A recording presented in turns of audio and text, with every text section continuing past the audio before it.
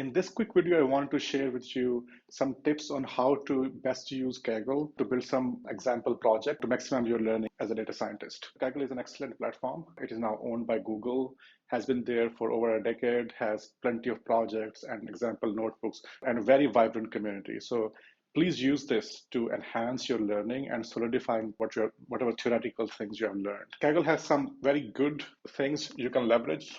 First is that it provides the setup you need to run your code. So you don't have to install anything. It has everything there. The data is there.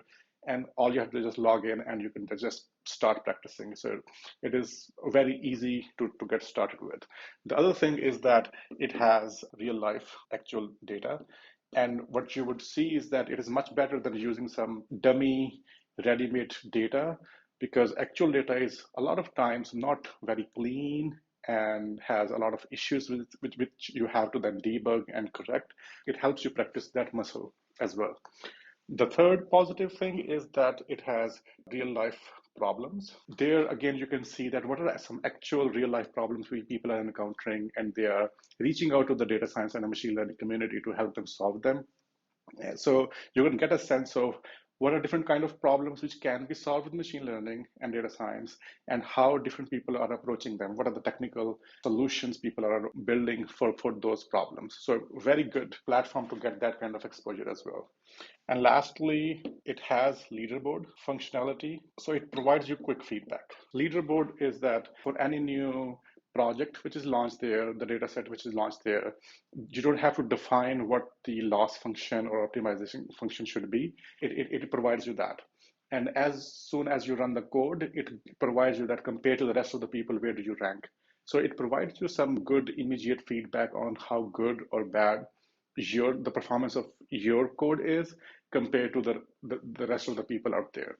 So these are all very good things to practice data science and your machine learning expertise. One thing I want to watch out actually when you're using Kaggle, that there are a lot of competition on Kaggle for the new data sets they launch. Now they're good if you want to just quickly try something and learn from them. But what a lot of people do is that they try to compete in the project, in the competitions. And I've spent some months trying to compete in these competitions. And what I realized is that it didn't add much to my knowledge. All it boils down to is that once you are in the competition, you are basically using some good machine learning library, and all you're doing is just hyper fine tuning your parameters. That's all you're doing. And you change the parameter a little bit and try again how the performance increases on the leaderboard. And you can just keep doing it month after month, week after week. Now, you might win some of the competitions, but in terms of return on investment of your time, in terms of learning more, I don't think it's a very good use of your time.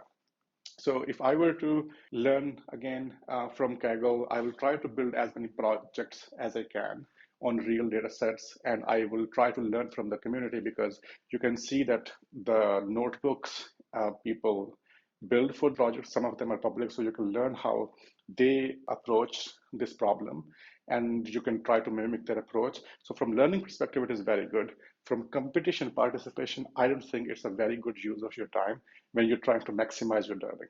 I hope you find this video useful. If you have any questions or comments, or if you dislike with my opinions, please feel free to put them in the comments below. Thank you so much.